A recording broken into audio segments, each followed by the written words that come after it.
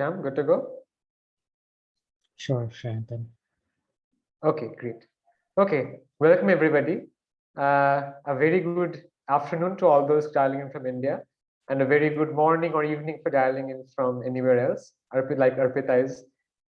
So I welcome everybody, friends, colleagues, and others to our Samvaad dialogue series. And first, I'll give a little bit about what the dialogue series really is. Then I'll introduce Arpita, our host and speaker for today. After that, I'll hand it over to Ayushi, who will speak a bit more about a kind of concept that we apply while looking at governance and development. And after that, we'll just go on to the main event, and I'll let Arpita have the entire floor. Okay, so we are the fifth and sixth batch of the PG diploma in facilitating governance reforms. We are from India, Barefoot association between Barefoot Academy and TIS, Tata Institute of Social Science, and gives me great pleasure to introduce our speaker for today, Dr. Arpita Bisht. And Samvaad Dialogue Series is an initiative started by the alumni of Barefoot Academy of Governance, and that began more than a year ago.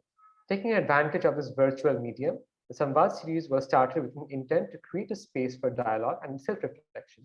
We have had the interactions with Dr. Hirschman, Bezwada Wilson, Dr. Abhay Shukla, Aruna Roy, Nikhil Dey, and Devendra Sharma in some of the previous Samvaads in the past. And we have explored the journeys through our course, their engagement with migrant laborers, the public health system during the lockdown. The common thread binding all of these diverse topics of Samvaad has been governance and its interplay across various sectors. Arpita Bisht is a Post-Doctoral Fellow at the International Institute of Social Sciences in The Hague and an Associate Researcher at the Albert Hirschman Center for Democracy at the Graduate Institute of International and Development Studies in Geneva. She received her PhD from TERI School of Advanced Studies in New Delhi, India, and then pursued a Mary Skolodowska Curie leading postdoctoral fellowship at the ISS in The Hague. Her research focuses on ecological distribution conflicts and social resistance movements against extractivism and environmental injustices. She also explores degrowth, post-growth, and other alternative economics in the context of the Global South with a focus on India.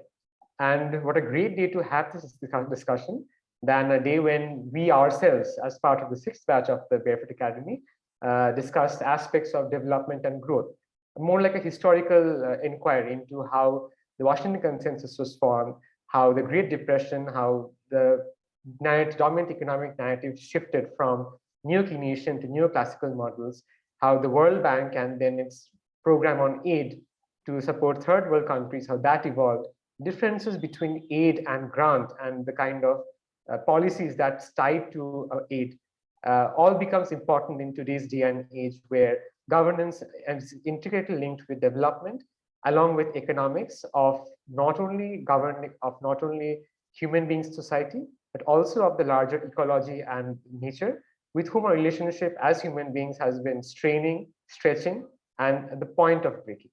So with that, I will hand it over to my batchmate Ayushi, who would introduce a concept called the Kudam, which we use to explore governance in our context. Yeah, thank you so much, Sayantan. Hi, everyone. I am Ayushi. I am a student of current PG diploma batch, which is sixth batch, and I'm an educator. I'm currently working with the government of Delhi. That's about me. So in a country like India, with the colonial history, government and governance systems were tooled to aid the colonial state to control local population and assert its powers. All governance systems and processes were turned to maximize extraction and exploitation.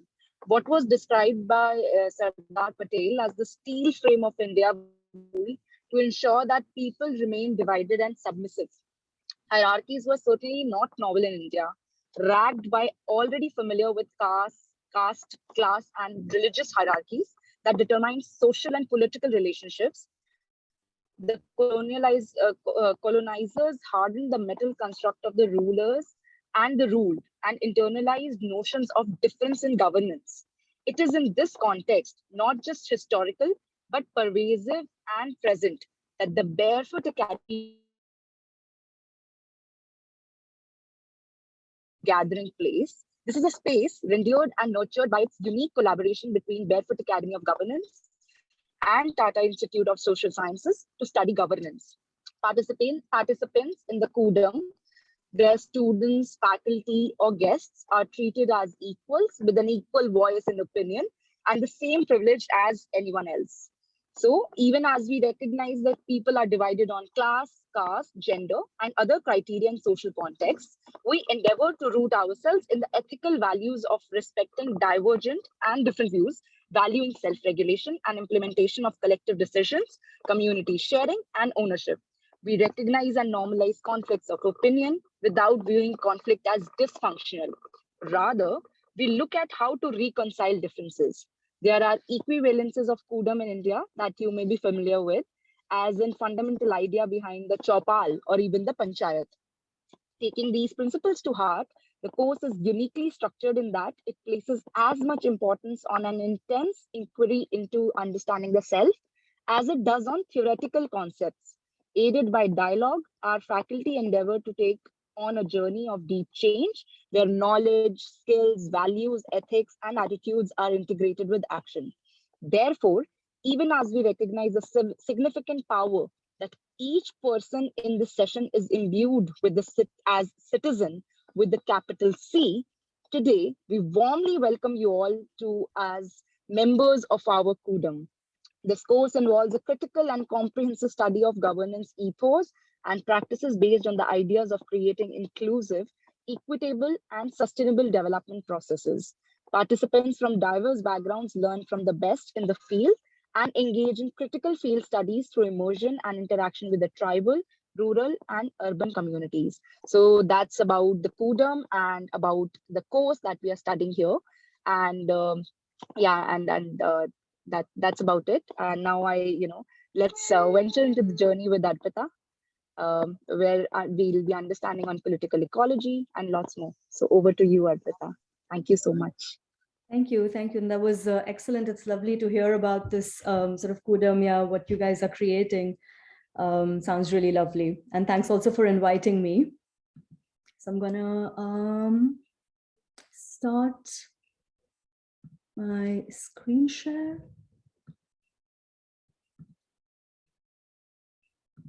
Okay. Do I have it? Do you guys have it? Yes, we can see it. Yes. Okay.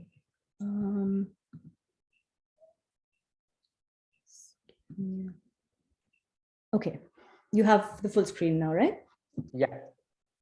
Great. Okay. So what I'm going to do today is not so much focus on my own research, but yeah, just sort of, look at the broader dynamics of, ecological issues, climate change, governance, all of these like linked ideas. So this is, so I'm going to be covering all of this, and I'm going to try to provide a lot of book references, for also later and maybe more reading for everyone. So this is going to be the overall framework of what I'm going to be presenting. Two main sort of different sections. The first will be on problematic. Maybe you guys already, of course, know it, but I think it's still nice to reiterate and understand how we've come, where we've come, because that's always an important way to then approach current realities and go into the future. So first section will be sort of on problematic, and second will be on alternatives and solutions. And in the problematic, we will look at what is economic growth as we know it today, why we need to question this paradigm, look at a historical perspective more globally on the origins of growth and its implications in India between the 1990 to 2014 phase and then post 2014, because these are sort of almost distinct, there has been a lot of differences in these two eras. So I'm going to look at them sort of separately. Okay, so first launching into what is growth. GDP is what is known now as a national progress indicator, etc., whatever you want to call it. And we think that GDP is sort of all pervasive, but actually it's conceptualized around mid-30s by Kuznets and only came into effect even in the US around 1991. So it's a very new measure of indicator, but it somehow has, captured our imagination to such a degree that we're completely sort of lost in it and can't think beyond it.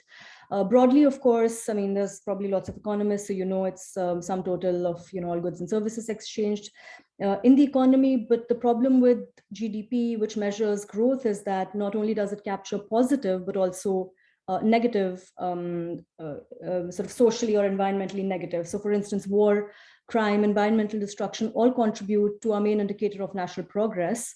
It is a calculator with a giant plus button, everything gets added, but there's no minus button. Although this is happening, on the other hand, anything that is not market related, no market exchange, is ignored. And this is a very significant thing, again, typically across the global south, because care work, domestic work, community-oriented non-market exchange are extremely important parts of the culture, traditionally, historically, of societies across the global south.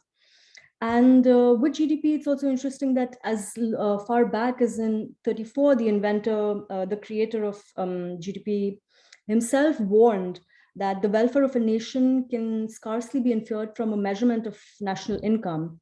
And by 1962, he was an outspoken critique of GDP, the way it had been interpreted and how dominant it had become in national narratives across the world, stating that goals for more growth need to specify more of what and for what purpose. And this sort of need for alternative metrics has currently now, in at least the last couple of decades, been recognized not only with more radical or heterodox schools of thought, but even lesser economic thoughts. And we have now had several other kinds of indicators, so Human Development Index, Sustainable Development Indicators, etc. But the problem is they don't go far enough. And we see that, of course, growth, as we know, has its benefits and its negative impact. So I'm not going to ignore the benefits. Of course, we have had, increased access to fulfillment of material needs, basic goods and services, increased upward social mobility for different segments of society, livelihood opportunity diversification, and particularly in the post-colonial era, soon after colonization, when there was so much deprivation and underdevelopment created all across the global south because of imperialism, there was a need to lift people out of this sort of abject poverty. So these are sort of the benefits, but along with this, with sort of neoliberalism, capitalism becoming this all-pervasive factor across the world, it has also led to all of these other issues, primarily environmental impacts. We all hear about this increasingly more and more, but of course, the breach of planetary boundaries, increasing climate change, degradation of ecosystems across the world, sixth extinction, this massive biodiversity loss, as well as we have all of these socioeconomic impacts, right? The exposure of people to more and more environmental pollution, which then often is integrated with what is referred to as environmental racism. Communities or countries, groups of people that are less wealthy, more income poor, are largely the people who are suffering more at these exposures. We have across the world socioeconomic immiseration, often of already marginalized communities, deprivations from land, which is increasing across the world, conflict, war across the world because of resources, and all of these other kinds of inequities. And one important framework to understand whereas at the same time you have sort of increasing mass of wealth and growth and capital across the world, whilst at the same time having all of these other implications, is the framework of accumulation by dispossession by David Harvey.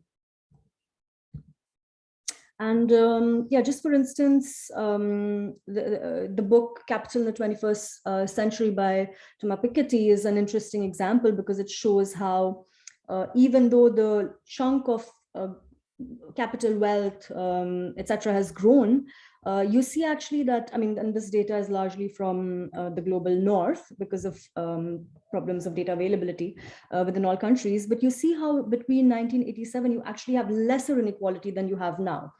And of course, this also takes me to this inequality report by Oxfam in 2022, post-pandemic, which exacerbated all of these problems. And I think another important work to refer in that case is sort of disaster capitalism, and how in the event of major problems like any disaster or pandemics, how capital then, despite of everyone else across the broad spectrum losing, how capital gains. And inequality kills. This report shows a very important, some very important perspectives. For instance, we see that the wealth of the 10 richest men has doubled, while the income of 99% of humanity across the world was worse off, and several other examples. And another interesting one that with this infographic is that 20 of the richest billionaires are estimated on average to be emitting as much as 8,000 times more carbon than the billion poorest people. And of course, this is only about carbon emissions, then what else in terms of resource consumption, etc. So with growth, you've also had these impacts, and this is important to understand. And of course, ecologically, we've seen the overshoot of the biocapacity of the world in different places. This is a graph from a pictorial representation from the Global Footprint Network, which is showing different regions in the world and how much ecological deficit versus reserve they have left. And if you see India, for instance, we're in the category of overshoot of about 150%. So that's large, what the population is consuming overall. And then, of course, this is another figure on the footprint itself, where, again, India falls in very, very high category and is actually the third largest country in the world with regard to its total ecological footprint. And of course, it is important here to know that the population plays an important role, but that is not sort of the only thing. And we'll see how it's not just the overall population that matters, but the chunk of population within this that is consuming at extremely fast and high rates, which is also a problem. Looking at sort of a brief historical perspective on the origins of what growth has meant. Growth, and typically the capitalist neoliberal form of growth that we have had over since the Industrial Revolution really has been linked always and always with resource extraction. So I think it's very important to understand that the basis of all economic growth that we know has been extraction or extractivism, as we call, and also has linkages with slavery and in these famous and very important texts like Capitalism and Slavery, Making of a New World Slavery. You see how the Industrial Revolution and the wealth of the West was created on the basis of all of these exploitations. And this is sort of the foundation. And it's important to understand that these foundations and where they come from, where growth comes from. And of course, then you have the creation of these core periphery dynamics earlier from the creation of sort of frontiers. And frontiers are spaces of commodity extraction, which are conceptualized to have been, are spaces which are very rich in natural resources that are sort of forced open by combined agencies of three things. The first is technology or science, the second being empire, or in today's world, state, and with the sort of political dynamics. So you have this creation of core periphery dynamics, resource extraction, which is the basis of this. And of course, we've seen during the colonial period, this extreme flow of wealth. An important text as far back as 1901 on the drain of wealth theory by Dadabhai Naoroji, which talks about, back in the day, what kind of drain of wealth was going on. But more recently, Utsa Patnaik's work published in 2019, which talks about the drain of wealth from India to Britain, which stood at about $45 trillion in today's estimated wealth between that time period. And the problem, though, is that, yes, colonialism has ended. However, through different kinds of sets of mechanisms, structural reforms, global interactions of policy mechanisms, the drain of wealth from the south to the north has not really ended. And one of the most important tools that that has been instrumental in this sort of drain of wealth across regions has been the Washington Consensus.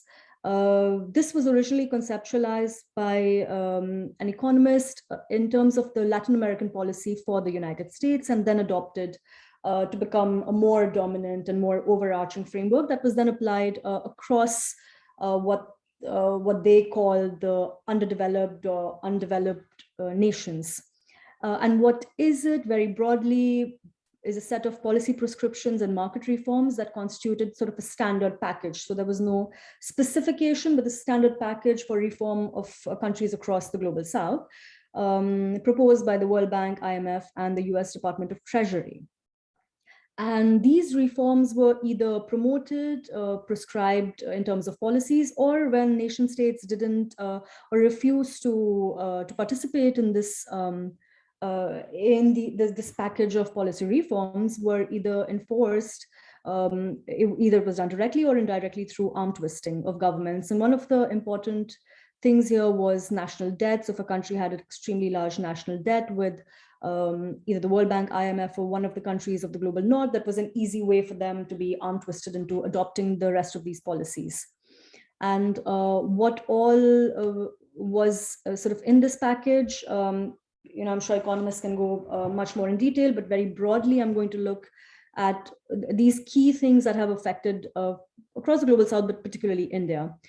So imposed around the 1990, it included things like privatization of particularly public assets, the liberalization of both domestic as well as international markets, free trade agreements, deregulation of barriers to business or to market growth, as well as increased foreign direct investments across the South.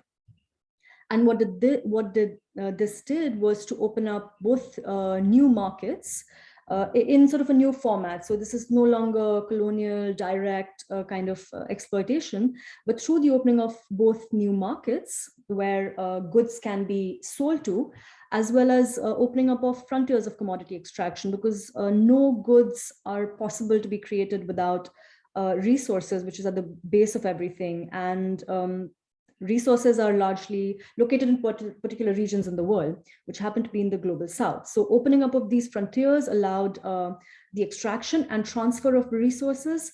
And then there was a creation of these new markets where you could open up. And what, for instance, foreign direct investments did, particularly if you look at the case of Latin America, you see how high stakes are of either companies, corporations, in the US, what kind of large investments. In India, of course, we didn't immediately open up our FDI to 100%. And I think that to a large degree that did sort of help with the fact that, for instance, we have lesser when you compare to certain different countries across the world. You see that that the power of massive multinational companies is slightly lesser as far as India is concerned. But of course, we have the problem of national capital, extractive capital, which we'll go into.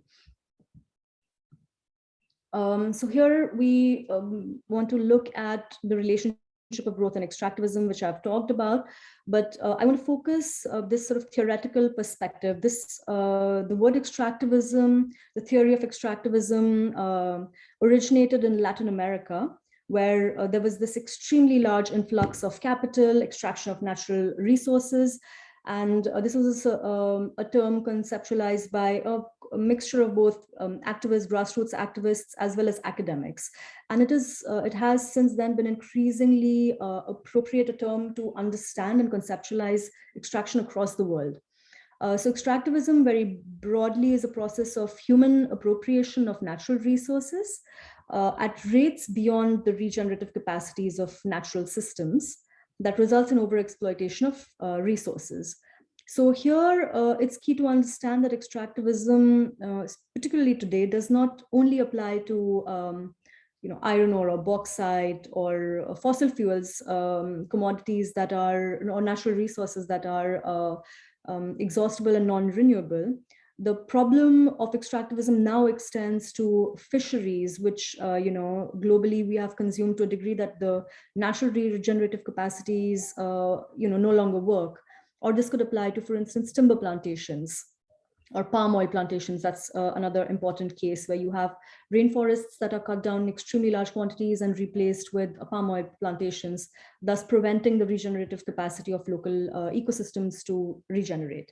So this is an important theoretical framework to understand also a lot of the problems we've been having and have with extraction in India.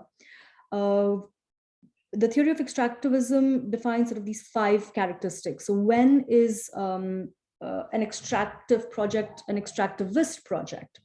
And these are sort of the 5 important things. The first is the scales of extraction are extremely large.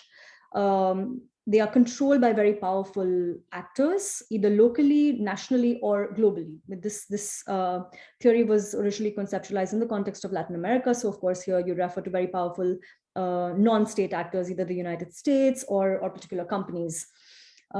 These projects also require extremely high capital and energy inputs in order to extract resources, which then are possible only through extremely wealthy sections of society or corporations. It results in large-scale ecological degradation, as well as this idea of cost shifting, which means that both ecological as well as social burdens are not borne by the extractive agent or extractive enterprise, but rather cost shifted onto local communities, which are then left to face the burdens of both immediate environmental pollution or in the long-term ecosystem degradation and even issues such as, for instance, tailing dams failure or oil spills, etc. So this is sort of both degradation and cost shifting occurs. And another thing that such extractive projects do is they generate these monocultural or monoproductive systems, which means that in a particular area, if you had originally diverse livelihood opportunities, fisheries, peasantry, other sustainable forms of livelihood generation, these are all completely wiped out. And now what happens at frontiers is, for instance, instead of people who were originally occupied had land and were occupied in, let's say, peasantry and agriculture or fisheries, now have no longer any option because of the degradation, and they have to shift and become a part of these extractive enterprises. So, for instance, in India, we see that this at frontiers with people no longer being able to practice agriculture, but then shifting to trucking to transport ore, let's say, and then becoming completely dependent on extractivism with a complete loss of any other alternative. So this, this creation of these monoproductive systems controlled by corporations, of course, is, then completely leaves people out of any other alternative. And finally, a very important thing is that feature of extractivism is that either natural resources in their raw form or any sort of value addition that happens is fed into national or global markets. So people, communities at frontiers do not actually benefit from the end products of extractive industries. And again, this is important to understand, for instance, in the context of India, because often, or across the world, where there is this narrative of, the fact that we have resources, we will bring in jobs, employment, and this is the only way towards national progress. However, what ends up happening is you do not actually have a meaningful job creation, but rather then create these monocultural, monoproductive systems, and all the benefits are fed into global markets in the case of certain countries, and in the case of India, less so into other countries, but more so into core regions within the country, national regions, which largely are metropoles of India or other urban centers. So this global growth and wealth transfers have, again, post the Washington Consensus, this commodity transfer, natural resource transfer has kept on happening. Important work to read here is this book by Stephen Bunker, which is called Underdeveloping the Amazon. It talks about unequal exchange and the failures of the modern state, and this is from Brazil. And here we see this sort of how, with the Washington Consensus and with these reform packages, you have this massive unequal exchange where massive quantities of resources are undervalued in raw material terms, exported, and the benefits of all of this are located or transported to other places in a process that is also referred to as transfer of ecosystems or export of the entire ecosystems to different regions. So for instance, I'd like to point out here a recent paper by Hague et al. 2021, which quantifies this sort of post-colonial drain of wealth, again, talking about the fact that, even though the colonial era has gone, the mechanisms are still in place. And this is something we have to be very aware of. So for instance, in 2021, the commodity transfer just through unequal exchange. So this is only commodities transfer from south to north for about $2.2 trillion in the post-colonial era between 1960 and 2018. This is estimated to be about 62 trillion directly and 152 through lost growth. But then there's another more recent publication in 2020 that then quantifies the total embodied ecosystems and human labor energy that is being dislocated from one region to the other. And this paper quantifies this and shows that between 1990 and 2015, so in this post-Washington consensus, post-liberalization era, the transfer of wealth accounts to about $242 trillion. And it shows, and I'm quoting, and that in 2015, the North net appropriated from the South 12 billion tons of embodied raw material equivalents, 822 million hectares of embodied land, 21 exajoules of embodied energy, and 188 million person years of embodied labor, worth about 10.8 trillion in northern prices. A figure which is enough to end extreme poverty about 70 times over across the South. And here again, and these ideas of how aid and development aid actually results in this kind of unequal exchange. But this also shows that the South's losses due to unequal exchange outstrip the total aid receipts by a factor of over 30. So these dynamics are important to understand because the figures show that, the drain of wealth is extremely large between these two regions. And I would like to go to why it's essential to understand these kinds of global dynamics of capitalism, growth, extractivism from the sort of historical global perspective. And of course, the reason for this is that with neoliberal reforms, we've had, and particularly in maybe the last 5 years, and even more so during the pandemic, right? We've seen this kind of expansion, reproduction, and reiteration of these particular dynamics across different kinds of levels of human social organizations. So of course, initially the largest is the international, but it is also nationally, it is within classes. It's just this constant reproduction, reiteration. So along with that, you have this replication across levels, and it's important to understand what is at the foundation, because that's the only way we can solve any or problematize and understand truly the problems that we have across all these different scales today. And of course, this exploitation, the appropriation and cost shifting, and all of its other socioeconomic consequences, they are the foundation of what is also being now replicated within nation states. In a country like India, which is already so inequitable along caste, gender, etc. lines, this sort of foundations of exploitation, appropriation become even more pertinent within the fold of neoliberalism or capitalism as we know it. And another figure from 2021 World Inequality Lab shows this, that in the last few years, we're seeing that, of course, there is a difference between the North and the South, and that exists. But what is increasingly happening is that there are extremely large differences within nation states. So for instance, across the world, across Russia, Central Asia, you see Middle East, North Africa, Latin America, everywhere you see the differences between the bottom 50%, 40%, and top 10%. And these are now becoming larger and larger. So the inequality across the world already exists, but the inequality within nation states is increasing at an extremely, extremely high rate. And again, the understanding of the dynamics that resulted in the initial phases of differentiation and inequality between countries is essential to understand then why it's happening within nation states as well. So now we go to why and how national growth and internal transfers happen. right? Because we know sort of this, the theories of core periphery, dependency theories. We know how colonialism, imperialism, etc., has this dynamics of global transfer of wealth. But in the case of many countries, because of these inequalities, it now becomes important to understand what is happening within nation states. Again, this is in general, but of course applies to the case of India particularly as well. So this internal wealth transfer, same as the global dynamics at a different scale, happens through dispossessions and displacements. And we've seen this happening a lot across India since 1990.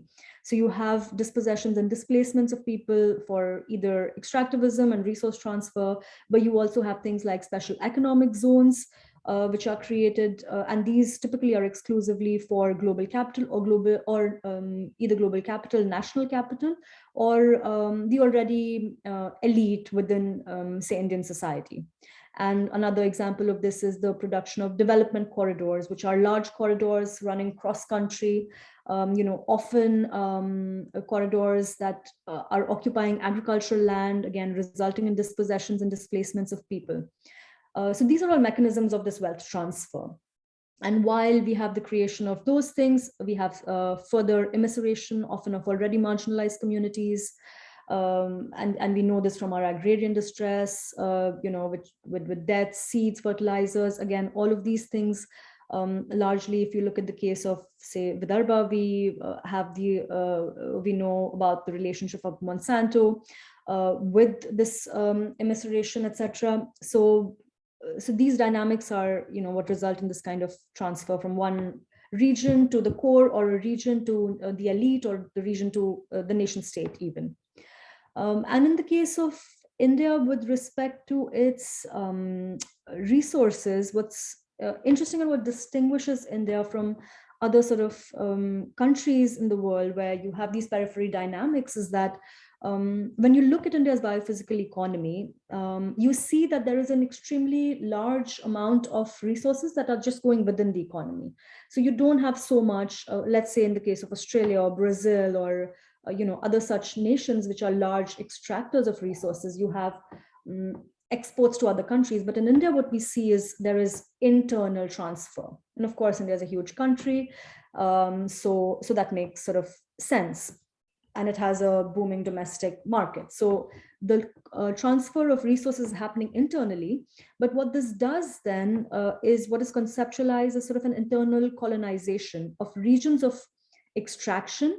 And that is that sort of subnational periphery relationships of frontiers with either the nation state or with metropoles across the country.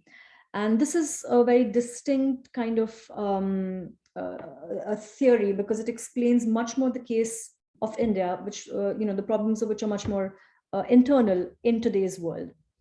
And of course, then we have these environmental crises, these multiple crises of pollution, biodiversity loss, ecosystem degradation. And the ideas of, for instance, the transfer of ecosystems or export of ecosystems in India happen from particular peripheral regions to the national cores for consumption of certain sections of population.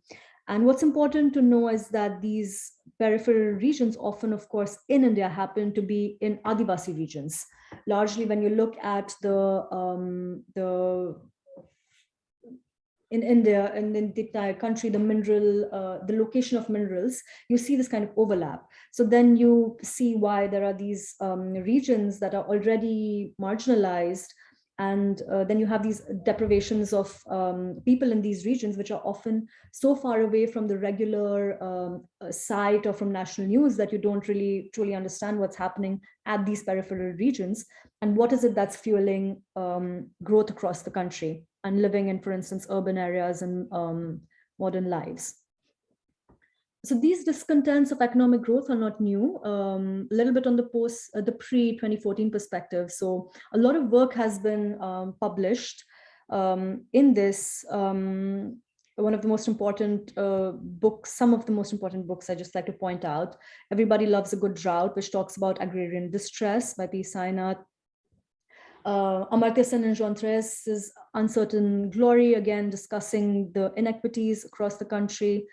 an important book called Out of This Earth about aluminium mining, bauxite mining, in Odisha particularly, which talks about these kinds of extractive dynamics that within India we have sub-nationally.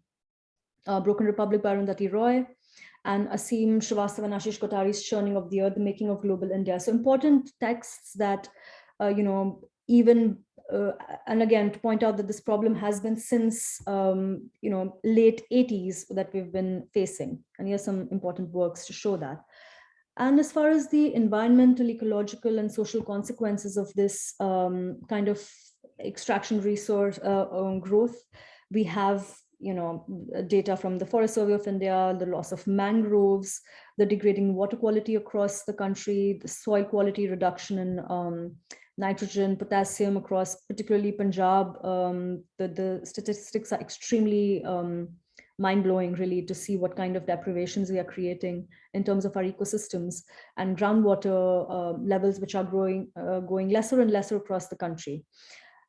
So yeah, there's just some statistics on this, what type of land is getting degraded, and you see largely it is forest land and agricultural land degradation that is happening in India. And of course, don't have to talk too much about the air quality of cities in our country, but these have all been the consequences of the kind of neoliberal economic growth model that we've been following.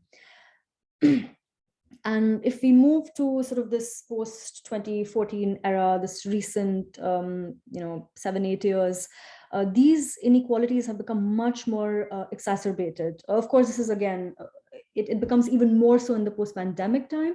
So there are all these multiple factors coming together, but we have seen, increasing unemployment. We've seen jobless growth where people are not benefiting from, in the earlier phase of growth, at least there was a slightly more equitable distribution, but this is reducing. You have gentrification across the country. You have urban bias, whereby resources are put more and more into cities and lesser into hinterlands, which then creates, for instance, the problem of migration, because there's really low resources in urban regions, resulting in migrant crisis, in migrants coming into urban areas, but then not having enough resources to live there, and then resulting in something that is called dual layered cities, which is unfortunately an extremely prominent sight across our cities. The idea of dual layered cities of the theory talks about what these are, and these are found across the global south, particularly exacerbated in the post-1990 period. And these are spaces where you have zones of extreme wealth, of conspicuous consumption, juxtaposed alongside and along with zones of poverty, of immiseration, and of exclusion. So we see, this is, of course, the case of Mumbai, where you see these two zones really, like, visually, you see that they are coexisting. And all of these are big problems that need to be addressed. Apart from that, in this era, we've had, also decreasing food security, with India going even lower on the hunger index. Increasingly, we've had more and more privatization of public assets. Again, this, feeds into this form of very extreme form of capitalism. And we have an increasing crony capitalism, with certain sections of society and certain individuals really sort of taking control of larger and larger chunks of, be it land or resources or mines or public assets which are converted into private.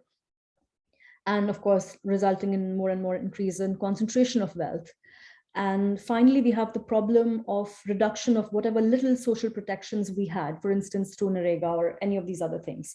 And again, we have to understand that growth in or the concentration of wealth and power on one hand it's necessary for that, that there is exploitation on the other hand. So these two things sort of go hand in hand. I'm just sort of pointing out this amazing photography project by John Miller, South African photographer, who does these drone photographs of these inequities and dual layered cities across the world. And this is sort of just the case of Mumbai, where you visually see these deprivations and conspicuous consumption and coexisting.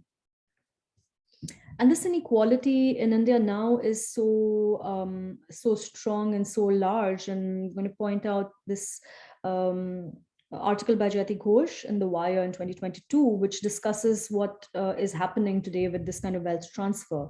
So we see now that top 10% of the Indian population holds 77% of national wealth. The 1% of the richest have appropriated 73% of wealth generated in 2017.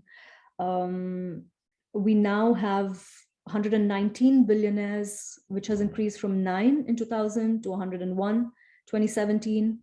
And between 2018 and 22, and this is again important because it's also the pandemic era, that we saw 70 new millionaires every day. And the figures of billionaires that are in India are more than France, Sweden, and Switzerland combined. So again, here it's important to understand that if you have this kind of increasing numbers of extremely wealthy people, that wealth transfer becomes an important component to understand because of these situations. And another very, very important thing that relates to climate change, to climate negotiations globally, is the inequality in carbon emissions in India, which is a very interesting case again to see in numbers, because on an average, the global average person's per ton per capita is about 6, and on an average per capita in India is about 2.2. But when you look at the breakdown of what is happening with this 2.2, is that about the bottom half of the population, 50% of the population, is living at about a 1 metric ton, whereas your top 1% is emitting about 32.4 tons per capita, right? And so you see in this this article that this figure, that's more than 3 times the annual average carbon emission of the bottom half of the US population, and more than 6 times the emissions of the bottom half in Europe. So we have this massive problem of distribution within the country. And again, another figure which talks about the private versus national, private wealth versus national income, you see how this has grown in 2020. So all of these things, again, link back to growth, to particularly to the capitalistic form of growth, where you have this increasing privatization of commodities, whereas at the same time you have these increasing more and more deprivations. And this whole situation, of course, then you understand that that there is a need to look beyond growth as we've known to be. And that has been sort of in this top-down policy manner. Its recommendations have been imposed first just as growth and then as development, which then becomes also very closely linked to actually growth. So some of the reasons to look beyond this metrics now is that, first off, of course, there's explicit expression even by the creator. It has been discussed, theorized by scholars across the world for decades now.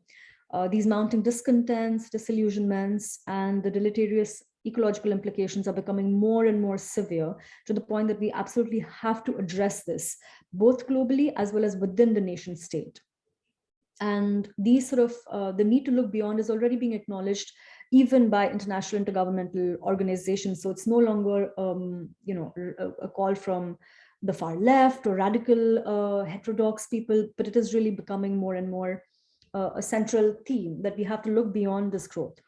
Unfortunately, of course, what happens is a lot of the metrics that we have as far as international intergovernmental organizations are concerned is, through these processes of sort of greenwashing. So you could have, to a certain degree, you would assume that it is looking beyond growth, but actually you see that they're just sort of variations which still satisfy the basic criteria of capitalism around, particularly around resource extraction, around cost shifting, and these kinds of metrics. So we need to really find drastic alternatives to which sort of go into the root of these major problems. And here we look at these alternatives, and post-growth economics, from my understanding, is what I find the most ideal tool to look beyond this growth paradigm. In the global north, there are discussions of the concepts of degrowth, which I think that don't necessarily apply directly to the south. But here, post-growth forms a very important and a very interesting framework of understanding and trying to both problematize as well as find solutions to these crises. So very brief definition of what this idea of post-growth economics is. It's broadly a combined application and theorization of 4 different but interconnected schools of thought. The first is degrowth, the second agrowth, steady state economics, and post-development. So very brief look into what these 4 schools of thought are, and we can discuss any of them later if anyone likes. But agrowth, first off, is growth agnosticism. So essentially this means that we, as a society, as a nation, create a set of sort of indicators that we want. And let's say we want reduction in, we want, say, let's say food security for all. And then in the pursuit of this food security for all, we are agnostic about growth. Growth can increase or decrease, but our aim is not growth. It is these other metrics. So it could be food security, it could be access to education for all, or any of these other metrics. So in the pursuit of that, that is the goal and not growth.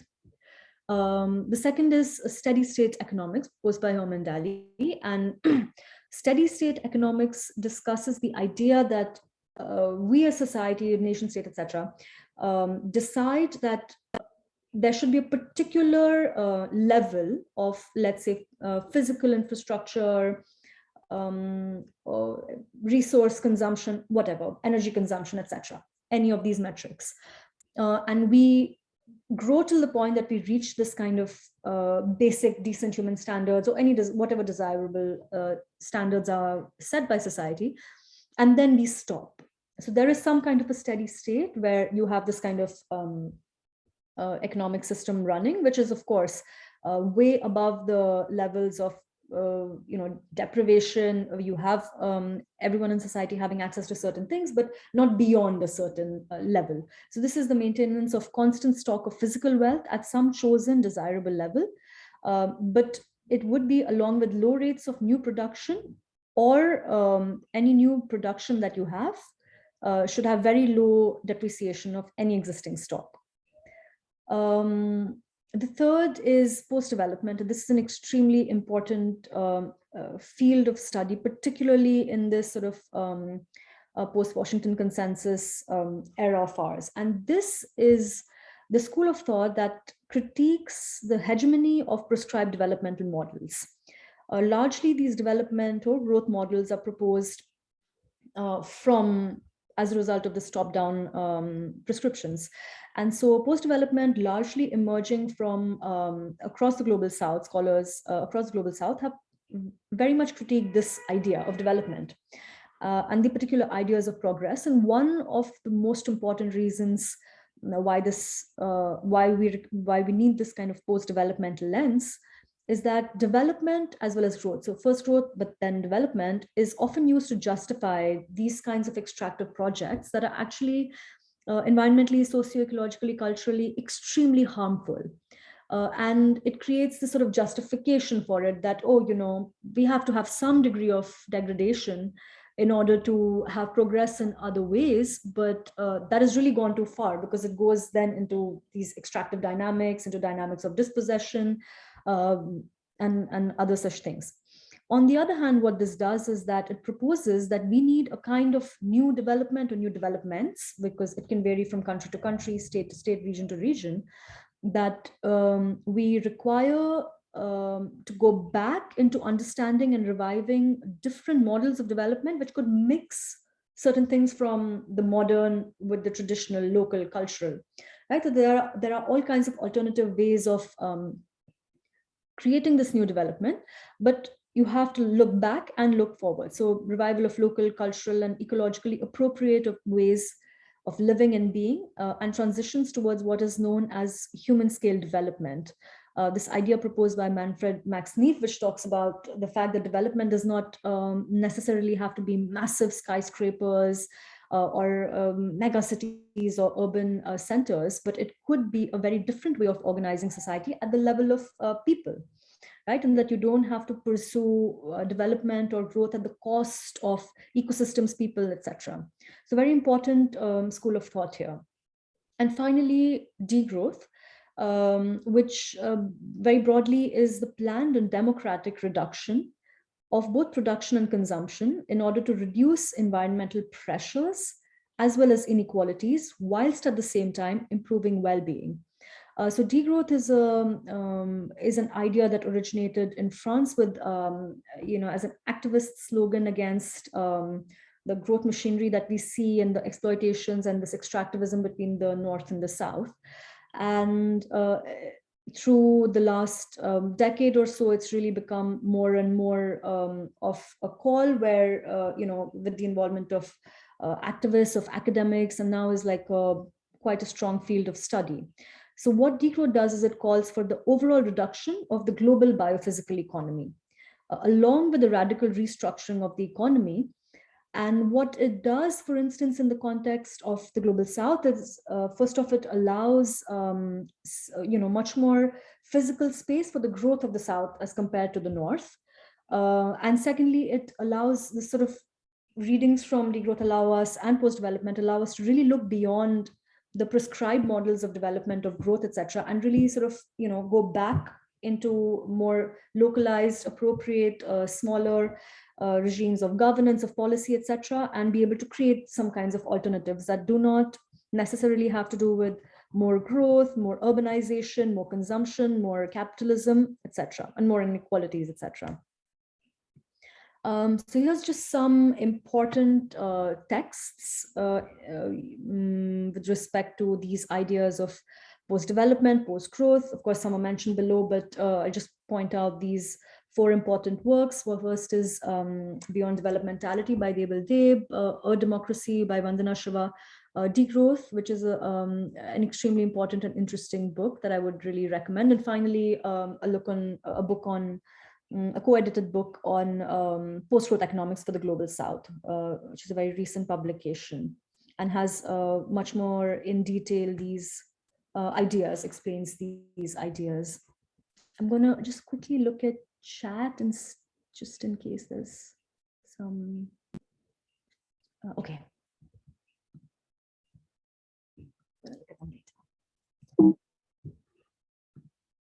Okay. So the need for this sort of post-growth lens, why do we require this? And, of course, we've looked at it before, but some of the reasons is first that it allows us to develop this kind of holistic critique of growthism as well as developmentalism, which is completely at the core of, all of the problems that are going on, for instance, in India, but again, across the South. And it allows us to develop this very deep critique of the broader mechanisms of growth as well as capitalism, which again, initially were more global and of course are still very powerful globally, but they're also replicating and reproducing at smaller and smaller levels, the national level, but maybe even the state level, along different class levels, caste levels. So it allows us to develop these broader critiques. And it also allows us to see through some of these very standard sustainable development metrics, or other forms of, weak sustainability kind of arguments that are utilized both by national governments as well as international agencies. For instance, if we look at COP and we see, activists, civil society members are sort of not taken on board, but you have multinational corporations being represented in this new transitions to sustainability. Or you have, for instance, a push to have electric cars, which is, assumed to be a really positive thing, but where are the resources coming from? Who's the ownership with? All of these other bigger questions. So post-growth also allows us to really look critically at all of these kinds of new prescriptive policies that we see across us. And then finally, because it's using this lens of post-development, of degrowth, etc., it allows us to look beyond these narratives, beyond greenwashing, beyond wealth and resource and land capture, all of these ideas, and to try to find more meaningful alternatives for societies at smaller levels of governance as well as at the national scale. So a brief look at what are the objectives of this kind of post-growth in the Global South, but of course applies to India particularly as well. And and 10 things that I can point out, but maybe we can discuss later in our discussions more. I'll just point them out for now. The first is, of course, the fulfillment of basic needs for all. We still are globally and in India in a place where billions of people are deprived access to very basic needs. So of course, we need to first bring up those levels to ensure that there is fulfillment of needs for everyone in the world. And we've seen, for instance, previously from the kind of wealth transfer that's happening and wealth that already exists, that this is possible. You do not actually need to be in a world where there is any form of deprivation anymore. The second thing, very important, is food sovereignty. The idea that people who are growing food should be responsible for policies around the production and distribution of food. Of course, in India, we've seen this recently with the farmer movement, which is an extremely powerful way to really put forward this idea of food sovereignty. But this idea exists for decades. Activists across the world have been fighting for this across Latin America, Sub-Saharan Africa, Asia, Southeast Asia, India, everywhere. Then there is land, water, and forest rights. There's ecological space and access to ecosystems. There's also the extremely important need to recognize cultural, spiritual, aesthetic, ecosystem values which are not commensurable with monetary, with any monetary figure. So these are important to recognize. There are certain spaces which need to be preserved with the understanding of, specifically when local communities have particular such linkages to these regions, to ecosystems. There is an extremely important need to recognize value and ensure that traditional knowledges, practices, as well as cosmovisions, ways of looking at the world around, are given more of a platform than we have today. And again, this is happening across the world. One example is the case of Buen Vivir in Bolivia and Ecuador, which is an idea that was eventually adopted into the constitution around 2009. But the recognition of these in India, of course, again, we have the Forest Rights Act, we have many such things that recognize these traditional knowledges, but unfortunately they are not reflected within national policy making or state policy making, for instance. But it's important to place value on these kinds of alternative traditional knowledges, practices, and cosmovisions. The fifth is dignity in work and livelihood sustenance. It's not enough to just have good livelihoods or have good or have barely a sustainable source of income, but it is essential to ensure dignity. We need to try to expand collective sharing economies that are not necessarily based on market exchange. Again, we saw with GDP how it only measures as a metric of progress, or growth measures progress only in terms of the market exchange of labor and values. But there is a need to enhance the role of collective sharing economies. We need, across the world and across India, localization in production and consumption. And towards the end, these are sort of this is the other side. We need an absolute capping of consumption and of accumulation of surplus by national or global capital or wealthy classes. And again, this is both globally across the world. There is a need to cap this, as well as within nation states. There is a need to cap this consumption, accumulation, also extraction, and the already existing wealth, the super wealth particularly. There is a need to also try to redistribute that through one mechanism or the other.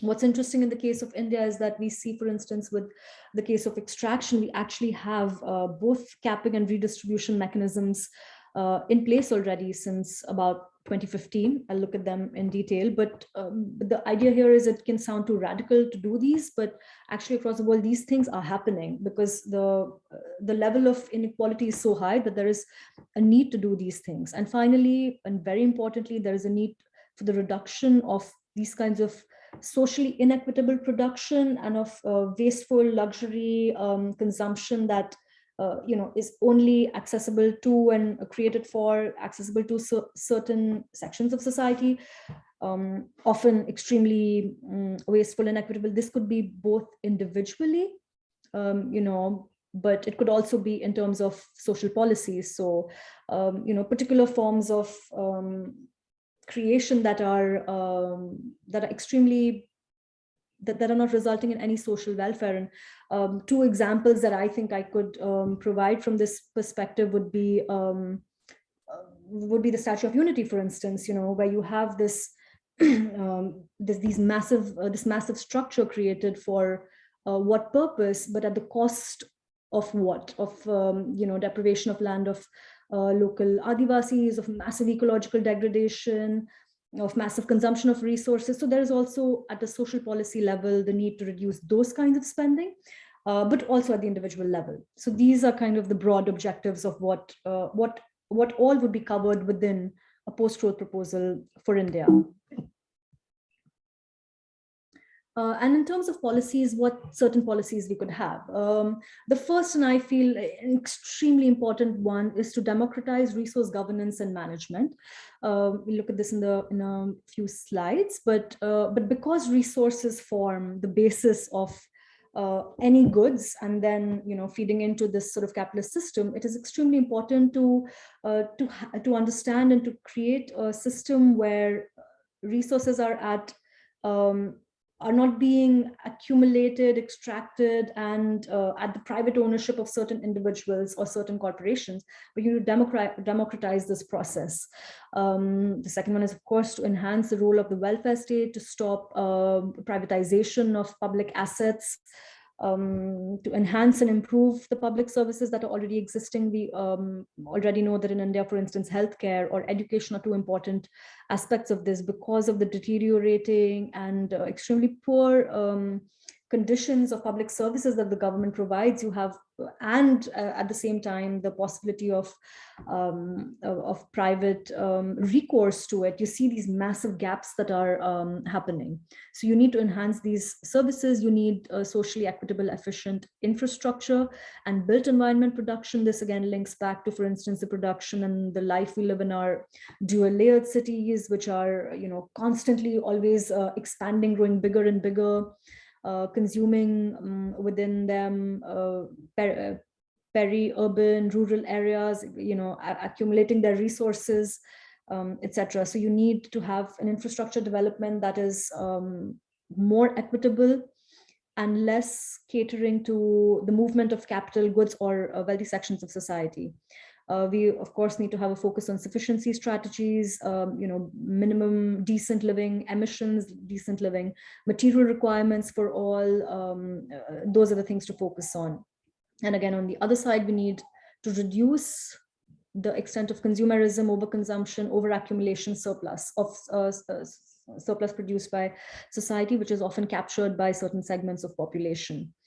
And the reduction of inequities in all of these different spheres through redistribution of windfall gains that have already happened, as well as to cap any further exploitative tendencies of the state or of particular corporations.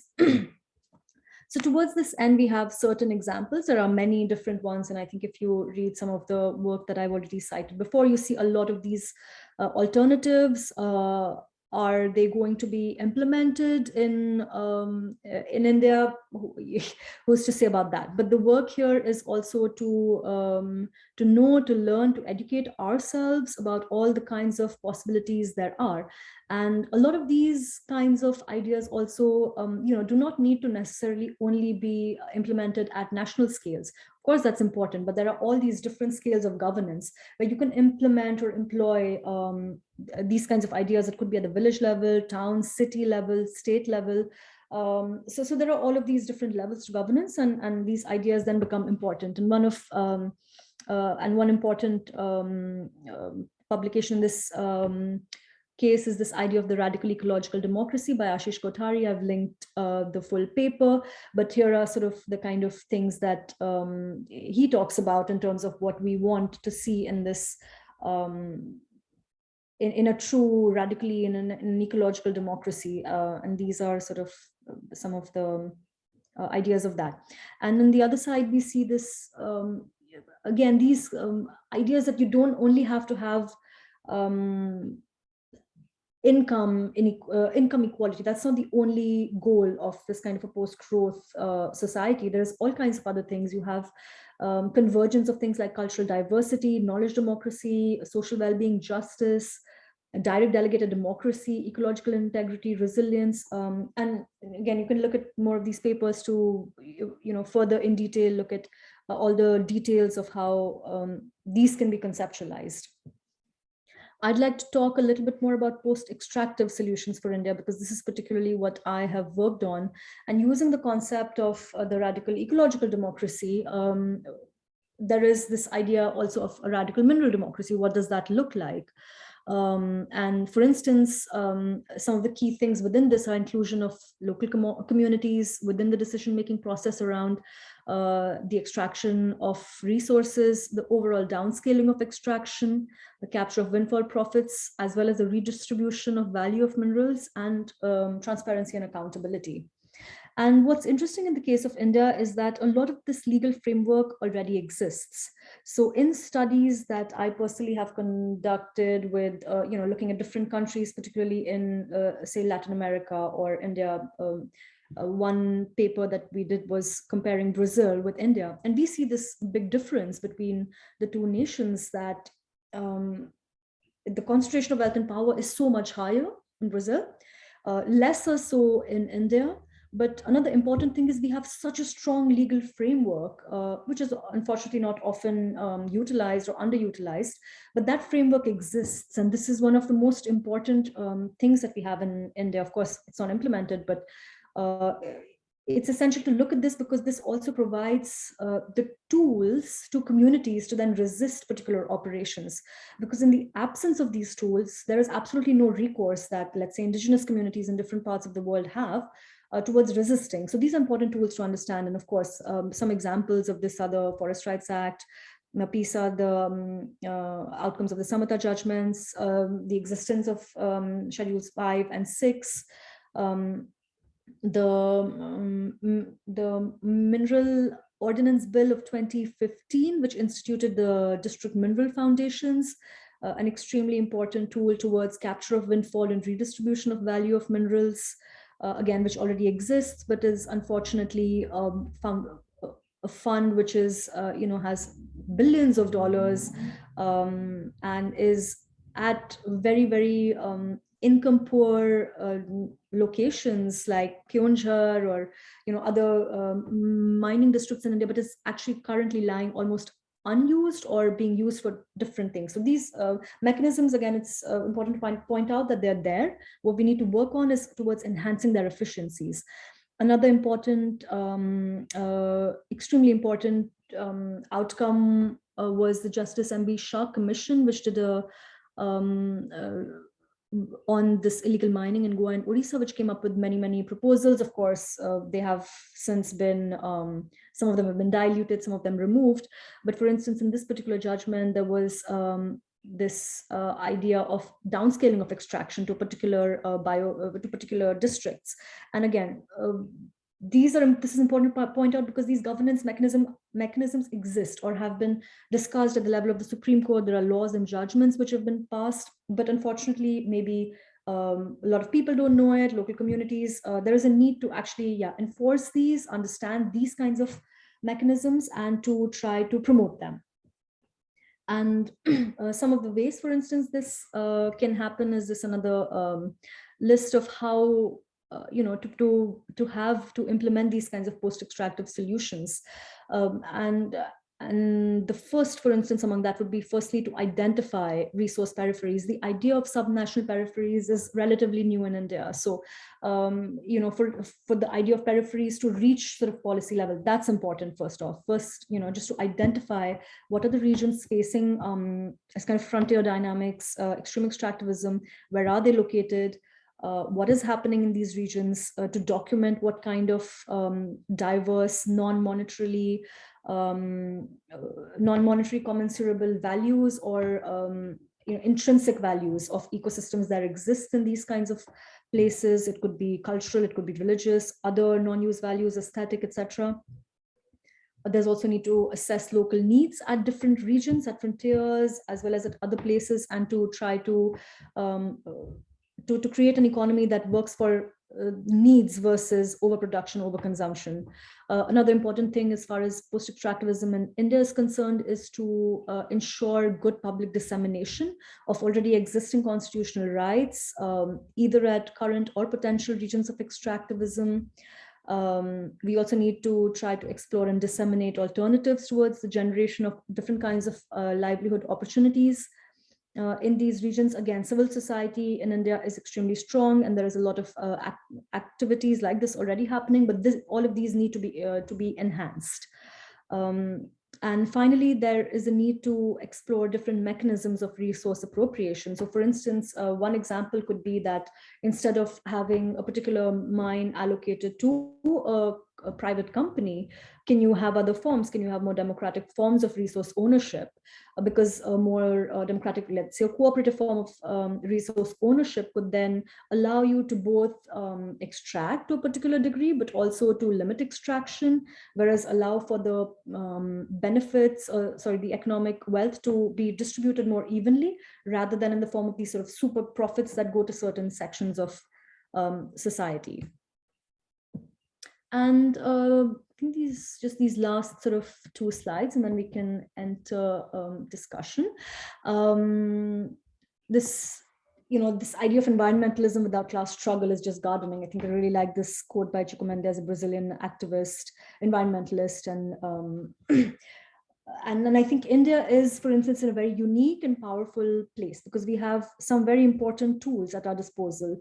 We have an extremely strong civil society. We have a pluralistic society which has what is called deep diversity, not just superficial diversity of color, people, etc., but we have this kind of pluralistic system already that is existing in place for centuries. We have quite progressive laws which are unfortunately not implemented, but that is something to look at. Because these existing frameworks are there. We have also a long history of nonviolent resistance movements, and we have movements that persevere for extremely long periods of time. And the solutions to a lot of the problems of today actually can be located in these demands of people's movements, in the expression of the discontents that unfortunately now have to be reflected through direct action only, but these are important indicators and important places to look at. And here, the idea of ecological distribution conflicts and how you can study resistance movements, study these kinds of conflicts around distribution of ecosystems, and then learn from them and adopt those grassroots movement into policy processes, or let's say even local governance processes, is extremely important. So I'm sure you all know this, but just to talk a little bit more about different kinds of movements we've had in the recent past, with citizen engagement. And this is, of course, a more urban resistance, but, direct action, democracy, listening to people at the local levels. These are important democratic tools that people can use and that are often heard. There is another movement, for instance, in Kerala, in Alappuzha district, against heavy mineral sand mining for extremely long periods of time, where there's a national rare earth mineral mining company that has been extracting this particular resource for, I think, since 1950s or something, but extremely long, persistent, peaceful resistance movement. So these are places to learn. We have, of course, the very, the world famous Narmada Bachao Andolan, which unfortunately, although was unsuccessful, had so many repercussions, changing policies of, making even the World Bank question its policies, and of course, unfortunately unsuccessful, but still, in many ways, there are important things to be learned from movements like this. Niyamgiri Bachao Andolan in Odisha is another very important social resistance movement to understand, because here you see how just the implementation of existing laws, how much of a change that can make. But again, this also reflects on the perseverance of about a 13-year movement, which finally, when the Supreme Court gave the orders explicitly to make sure that the rules of PISA, the rules of existing mechanisms are ordered, that these mountains weren't mined. They are protected now and continue to be. And of course, I don't want to talk too much about that, but again, an impact of a movement like that is extremely important, has linkages with food sovereignty, with democratic participation of people, with how direct action can actually result in these kinds of in the nation states sort of having to take a back seat. I think these are important ways to understand the processes that are happening currently around us today. Finally, just the last slide, and then I'll end and we can open for discussions. But I'd like to talk a little bit about building and intensifying existing alliances. So we have these sort of global problems, and they do require global solutions across the North, South, across different countries, South-South alliances. And just going to point out these 4 important ones that I think are extremely important. The first is La Via Campesina, which is a massive farmer peasantry organization, international peasants movement, beginning from Latin America, and now has about 180 organizations across 81 countries and represents about 200 million farmers across Asia, Africa, Europe, and America. And alliances like this, for instance, like Via Campesina now has a seat at the FAO, and policies that are made by the Food and Agriculture Organization listen to these farmers' movements of these international peasant movement. And I think this is another important way to sort of intensify alliances and have your say in negotiations. The second is a movement across the North and the South again, which is Yes to Life, No to Mining, which is a global solidarity network for indigenous people, impacted communities, local organizations and networks for the right to say no to mining and to create awareness, generate funding, generate national, international support for both resistance movements as well as to ensure post-extractive futures. In our country, we have 2 important institutions around food sovereignty and food security, but also ecofeminism, of course, and earth democracy. All of these ideas are integrated in these networks that are quite large in scale and are non-governmental. So that's another interesting way to approach these problems. If you have the failure of the state, do you have other entities stepping up and taking charge? So Navdanya, of course, the example founded by Vandana Shiva, which is an earth-centric, women-centric, farmer-led movement. As of, I think, 2022, it has a primary membership of about 650,000 farmer families, 111 free community and seed banks, and conservation of 3,000 varieties of local rice. And Vrihi Bij Kendra, again, another important organization in Odisha and in east of India, which is the largest folk rice seed bank.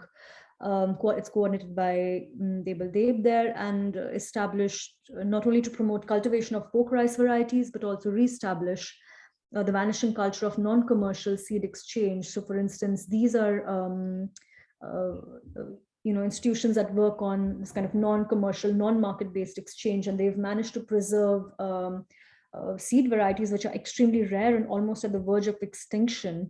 And another interesting thing, for instance, that this group does is to also run sort of biotechnological genetic mapping through the use of biotechnology, maps, and and then they also in the name of commons, they also sort of put these sort of, they recognize it and identify it with the property rights for the community. So now, for instance, a particular seed which is rare in biodiversity can no longer be purchased by a Monsanto, for instance, which we've seen these kinds of struggles in India, for instance, with turmeric, neem, etc. That's happened before. So again, these are all kinds of these different alternatives based on movements, based on science, based on academics, that we really need to build and intensify across the country, but also across the world.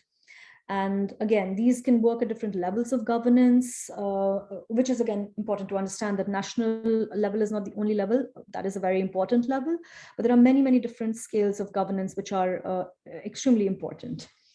And that's the end of my presentation. There's a list of selected references. I can also send you the presentation if need be later. And yeah, thank you. We can open for discussion. Hopefully we have some time for it.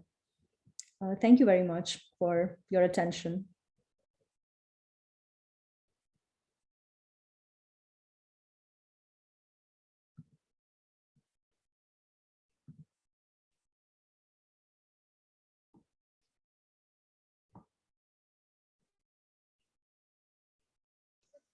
Thank you so much, Arpita. That was very, very insightful. Yeah. I think now we can take the questions, right? Yeah. There are some questions in the chat box. Aditya, would you like to read them out and we can unmute the people? Yeah.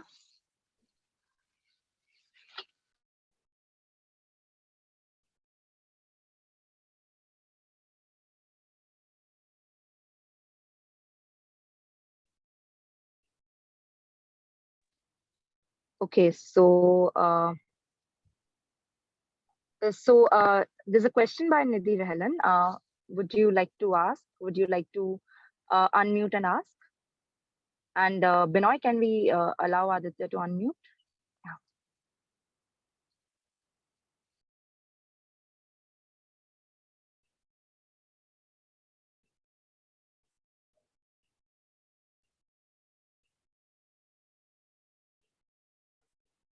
Maybe I can also see some, I think from SC, which talks about, I don't know if you would like to read out. I just see SC here. Yeah, it's Sayantan. Sayantan, are you there? Would you like to ask the questions? Okay, I think he's not there. Let us read it out. Yeah, let me read it out. So moving a little upper.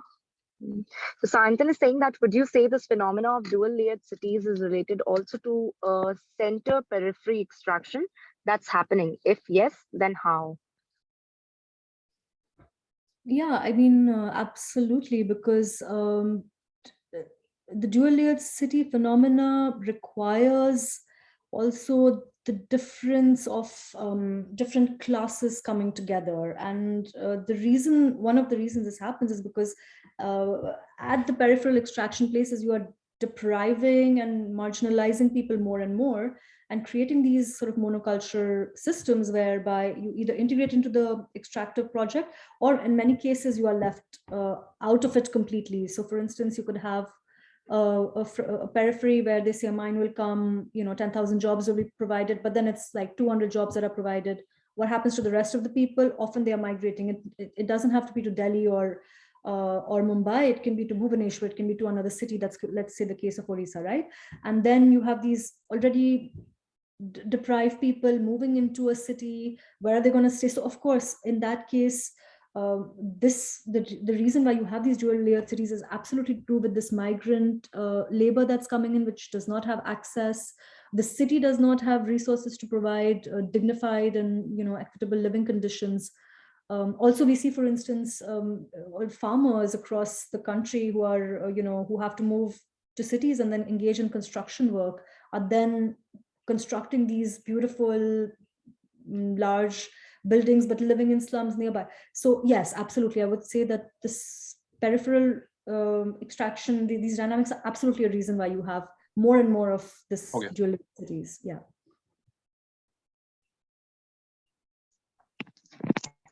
So thank you, Arpita.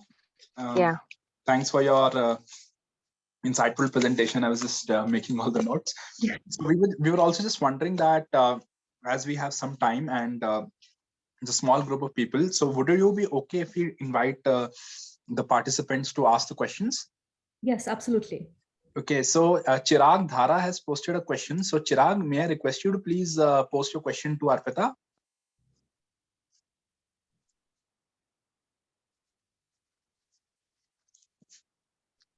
I think it's a good question. Yeah. Yeah, or it's okay. What I can do is I can read that question out. Yeah. Not a worry. So here. So Chirag says, I would like to hear your thoughts on the argument often made by pro-growthers that technology will eventually decouple environmental harms from economic growth. Could you weigh in on that argument? All the evidence shows that will not happen. That is absolutely not going to happen.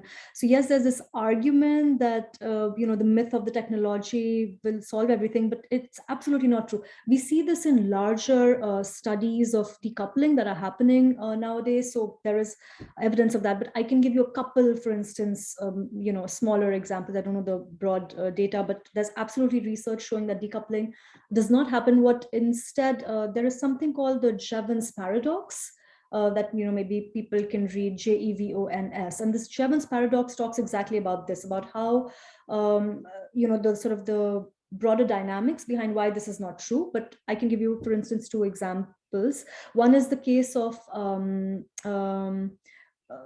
so I study also sand extraction and sand use, extractivism.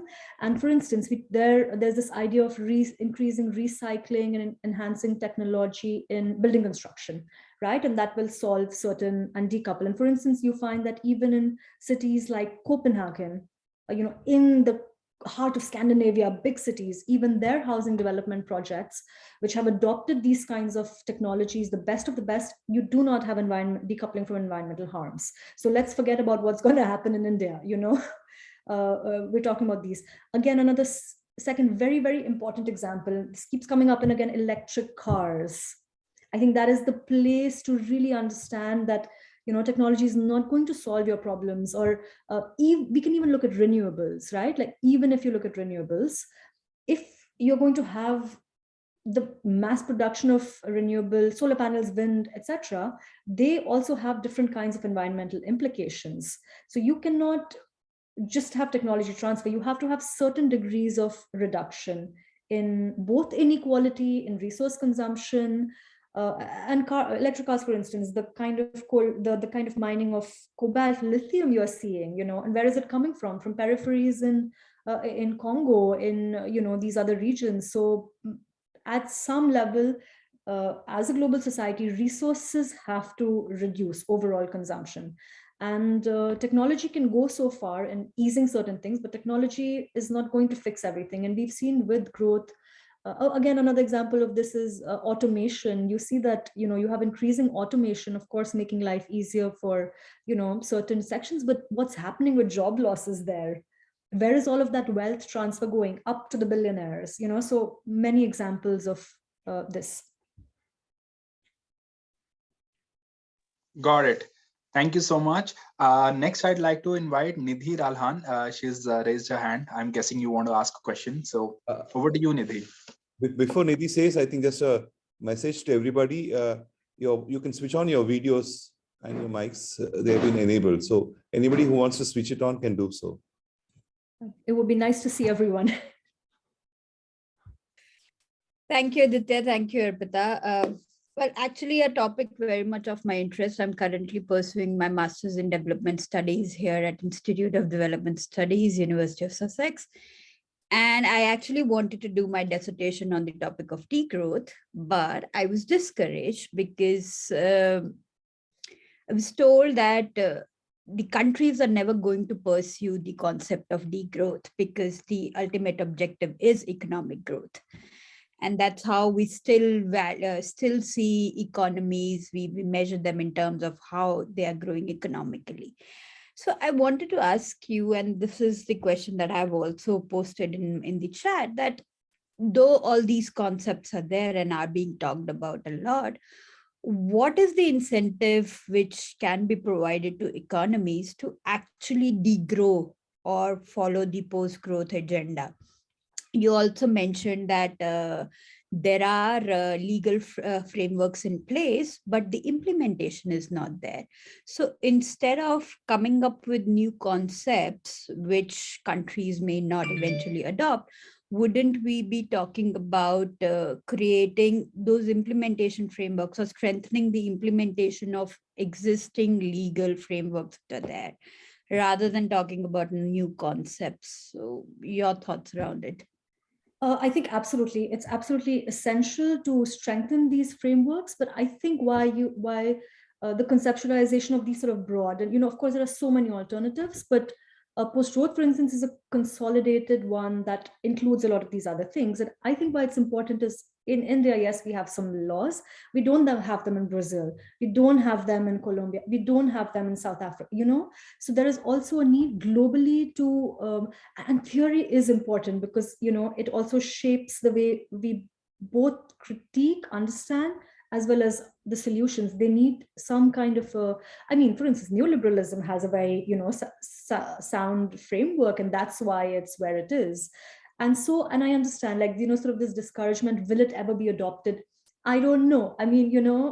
We are academics. I could spend 40 years of my life working on this and nothing happens, but maybe, within a different, specifically within a different, let's say, national policy like government or something, Narega, that's a very, very interesting concept that was implemented because of the work of academics, and another example is these district mineral foundations, which were, there was this change in the law, the MMDR, which regulates mineral governance, but it was a massive project by activists across India to create these particular funds. It's one of its kind in the world.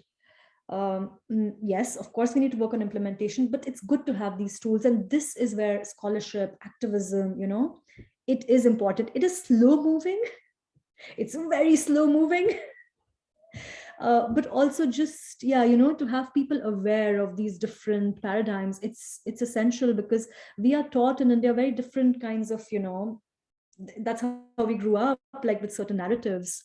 So will it happen? I don't know. But do we have to work towards, both implementation is absolutely essential. There is no question of that.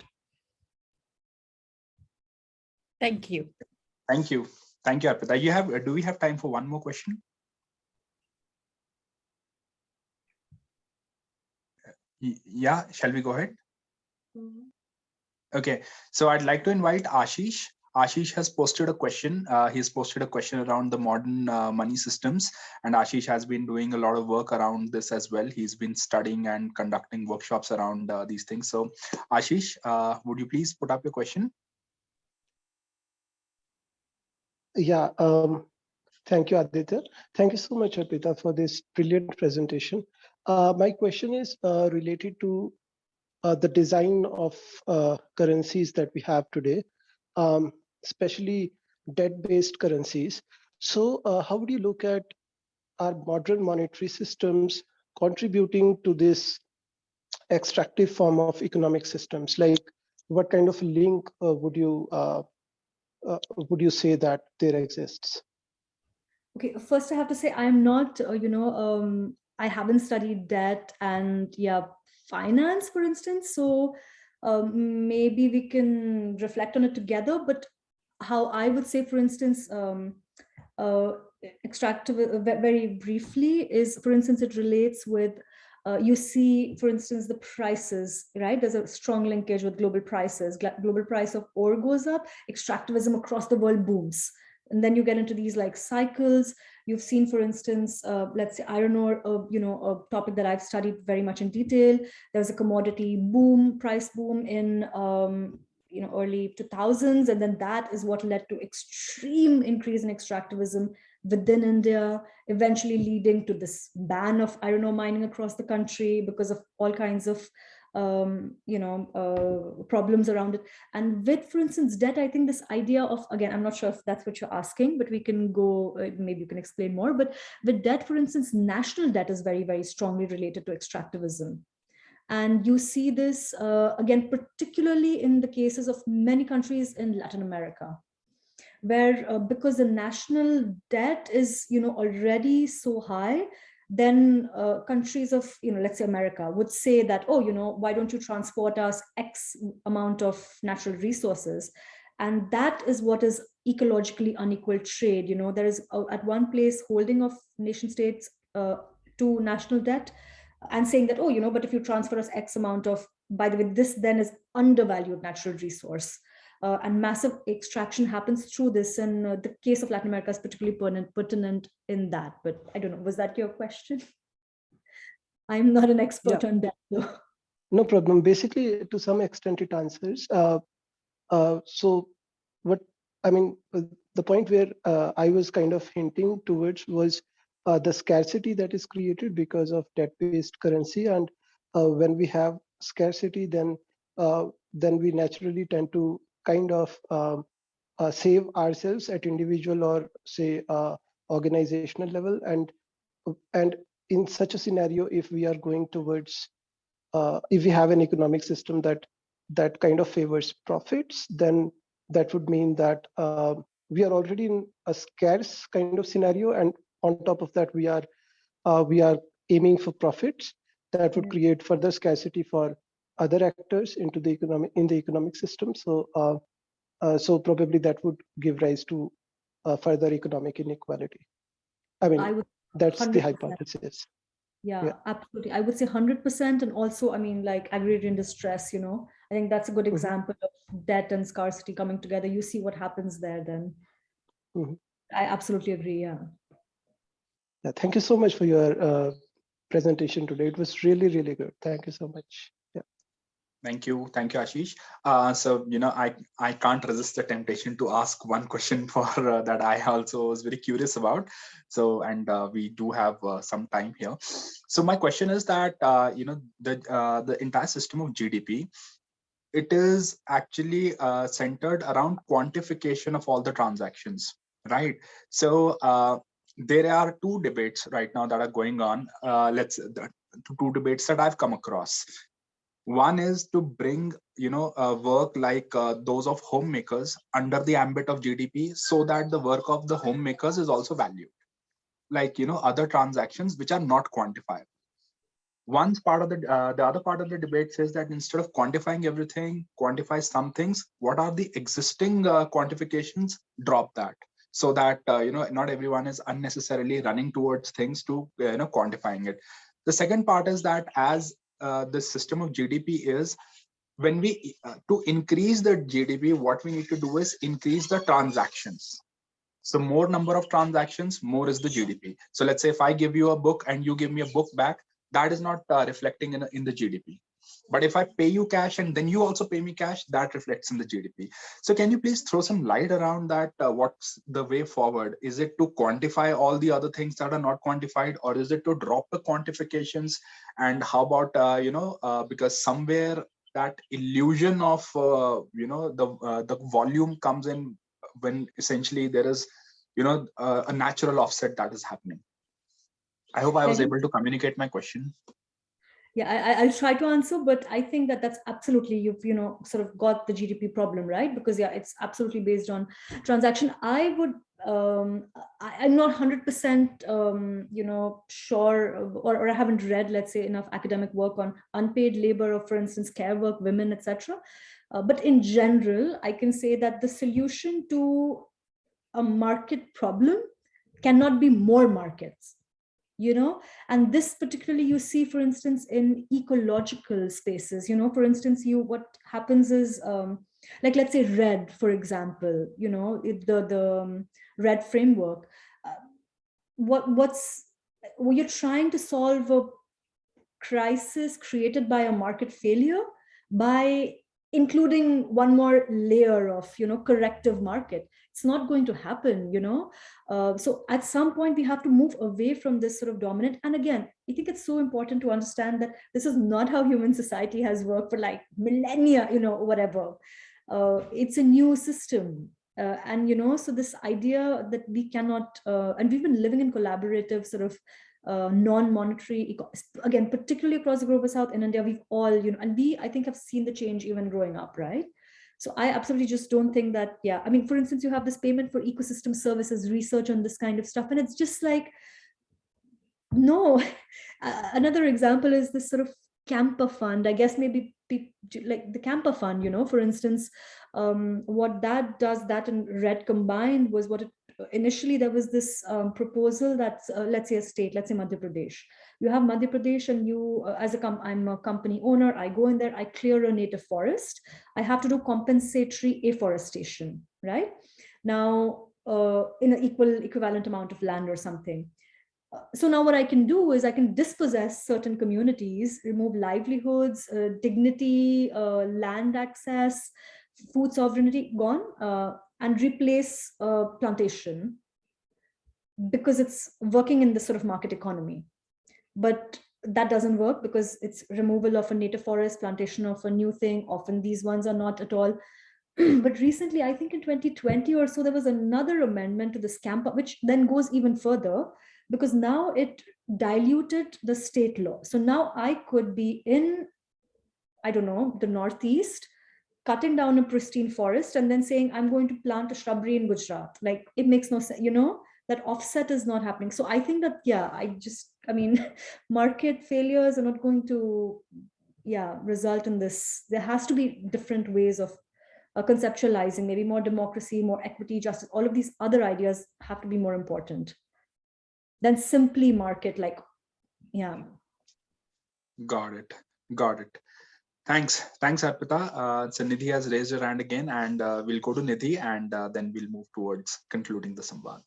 Only if we have some time. Actually, you covered a bit of it with when you talked about payment for ecosystem services, because that's what my question was about. That, do you think, is it a solution, payment for ecosystem services? Because it is being heavily promoted. Countries have come up with national laws on payment for ecosystem services. So ideologically, I don't think that is a solution. You cannot value forest by doing a new plantation drive at someplace else. Exactly what you said, the trade-offs are not possible. So is it a solution, and why is it promoted if it is not a solution? I think that I don't think it's a solution because, again, there's too much at loss, and it's just not comparable. You're not capturing the value of ecosystems in this way.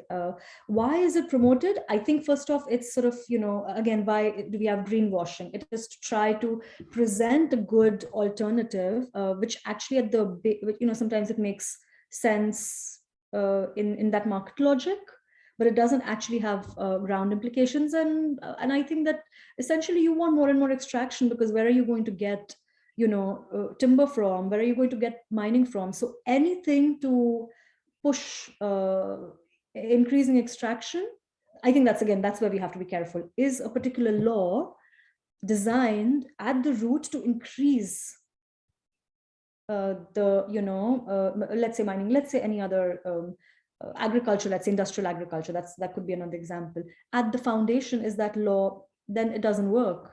You can do this again with farming too, right? Like, we can pay this much to remove. No, land ownership, land rights, forest rights, these are things that we should be focusing on as also, development practitioners from the South, that we can cut through these kinds of arguments and say, no, hold on.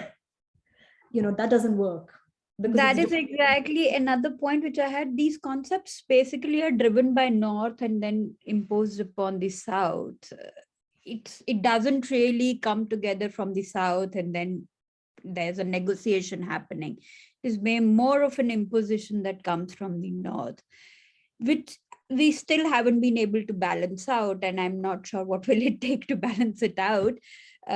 You've shown the kind of the aid that goes in and what kind of payments are we making. But yeah, okay, I get your point. Thank you. Thank you so much, Arpita, for asking for answering all the questions. So thank you so much. And I hope that if there are more questions that the participants come in, we can send it to you on email, and maybe you can suggest some literature, or you can suggest some resources, or maybe, pick it further. Yeah. Quickly just look at maybe, I can see this one from Vishwa about a teacher educator. I just want to sort of say that is like really the most important thing. I mean, for me, like one professor changed my thinking. And I think that, absolutely teachers, being able to learn some of these critical concepts and then take it forward to students is absolutely essential. So you just read that, and I think that's a very important, and also these critical perspectives, not just, sort of hava kind of like environmentalism, like that, sort of quote by Chico Mendes, like environmentalism without class struggle is just gardening. Like, So yeah, that's important. But yeah, the rest maybe I can take later on. Great. Thank you so much. So I'd like to invite Ratan. Ratan, over to you. Thank you, Dr. Arpita, for an excellent presentation. It's an honor for us. You accepted our invitation and spoke about this topic. And it was an insightful session covering global and local issues with the complete data. And some of the points I have noted were like impact of economic growth, positives and negatives, agrarian crisis, land degradation, air quality, global inequality, and consumerism. So many issues you touched upon, and you were actually spoken with the detail. And I was actually kind of shocked and surprised to know that India is already overshot by 150% in ecological footprint. And we are actually chasing growth without worrying about our ecology or environment. That's, I think we need to do something about it as a government or global organizations. And you have referred a wide range of books. I think it is useful for our. I think okay. You have referred a wide range of books on these topics. I think it's definitely it will be good for us to go through in detail. And I also thank for answering all the questions, and thank you for your valuable time. Thank you so much. And I also thank our professors, Dr. Suresh and Mr. Pradeep, for participating in the sessions. And thank you, Kudam members, for participating and asking your questions. Thank you so much. Thank you, everybody. Thank you all for this. Well, yeah, thank you. Thank you, Arpita. Yeah, I hope it's your lunch time now. Yeah. Yeah. All right. Thank you everyone for joining. Yeah. Bye. Yeah. Bye. Thank you, everyone.